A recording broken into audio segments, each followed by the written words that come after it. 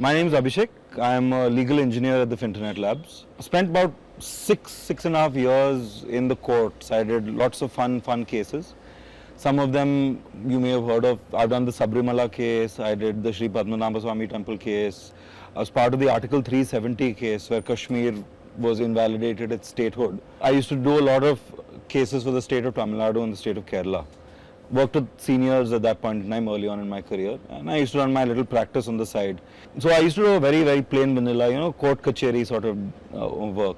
Then cut to maybe July, same year, 2022, Arjun, the co-founder of Ruba Finance, and at that point in time, and my friend from college came back to me and said, look, we've pivoted.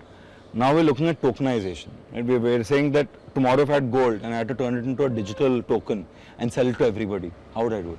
What is the law around it? If I took a security or share capital and I turned it into a token, what is your law around it? So at that point in time, I was like, okay, this is interesting. This is functional question of law. It doesn't exist. It's you're asking what ought to be, which is what I used to do in the Supreme Court. So joined him. We started off, trying to figure out how would we tokenize real estate, how would we tokenize gold, and the problem in tokenization companies and cryptocurrency companies is you're finding that gray area in the law and you're trying to work within it, but at the same time your clientele needs to trust what you're ending up doing. So you need to create good structures which mirror what is actually happening in today's day and age. So we spoke to the IFSC regulators in Gift City. We started doing security tokenization in IFSC. We created an entire framework for how funds could tokenize and then get crypto liquidity in Gift City. And in that process, 2024, I think July or maybe a little earlier than July 2024, we met Siddharth. Got in touch with him. We scheduled a half-an-hour conversation with Siddharth. I ended up speaking with him for maybe 2.5 hours straight. And then we started volunteering. So the first run-up was GFF 2024, right? Like we created an entire demo of what it would feel like to be able to just take a loan against your property in a Finternet environment.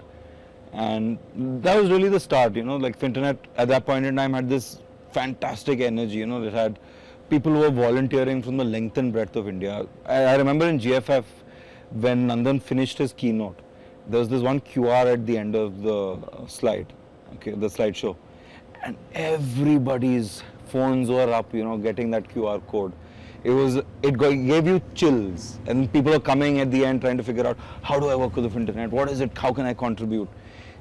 Fantastic energy at that point in time. Banks, lenders, fintechs, wallet service providers, credentialers, lawyers, chartered accountants, everybody left, right and center coming, helping us figure out what this framework would look like. In that entire scope, my job as a legal engineer is really to try and figure out how to enable a lot of these frameworks that we want to start. So whether it's creating networks for movement of value across the globe, whether it's creating regulations and speaking to regulators so that you can inform them about how technology works and how you can move stable coins or cryptocurrency across different jurisdictions, how countries that don't have very mature regulations around these sort of asset classes can learn from the best. Right? Like when you saw Aadhaar was the tech bit, and then there was of course your hardware, software, firmware that was existing. But the real enabler was you had to create an entire framework for privacy laws. That was the big problem. You needed to create a regulatory backing saying that this identity card can be used somewhere, because you issued Aadhaar, but where was it getting used? And now, because of Aadhaar, how many Indians got bank accounts who were never able to access banking rails before? So the impact of technology always has to be coupled with policy, regulation, and that's really the job of a legal engineer at the Finternet. Global regulators. I'm speaking to the SEC. I was part of all the crypto task forces, roundtables that took place. I speak to the Indian regulators. I've been in touch with the IFSC with my old company, but also with the Finternet on trying to figure out, you have a tokenization framework that's coming in place. Tokenization laws exist in Europe already.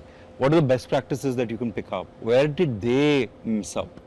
And how do you move one step ahead? Take whatever you want as a business case. If it's good, and the user benefits from it, it gets adopted. You shouldn't get caught because you don't have enough money to be able to do compliance at this scale. These are unification and universality that we're aiming for. And maybe user centricity for us is putting the user in the focus, saying that it's not the business that needs to make money, it's the person that needs to have a solid experience.